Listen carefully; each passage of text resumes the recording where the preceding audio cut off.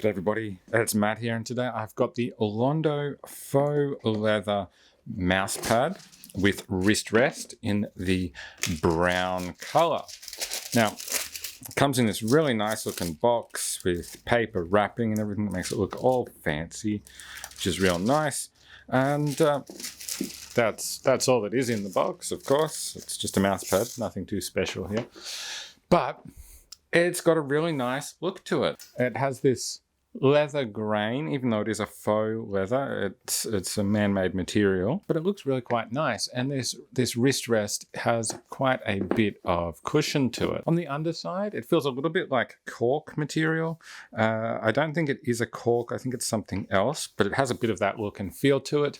The only branding that's on the mouse pad itself is here on the underside of the wrist rest. We've got a embossed Londo wording. It's very inconspicuous there.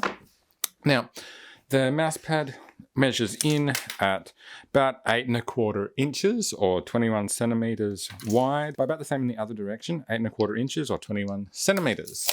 So it's a small mouse pad, especially when you put on a larger mouse like this one, the Logitech MX Master 3. However, it is plenty of room to really use the mouse. I can quite easily navigate across a 34-inch ultra-wide screen in this space. And so, yeah, it feels really nice to use the mouse on this mouse pad as well. It glides really quite smoothly over that grain, which is really nice. And the wrist rest does feel good too. I quite like it. Some of them can be quite firm. This one is not. And so for me anyway, I find that is a really nice feel under my wrist. So that is it. That is the Londo faux leather mouse pad with wrist rest. I hope you found this video helpful. For more information and pricing on these, check out the affiliate links down in the description.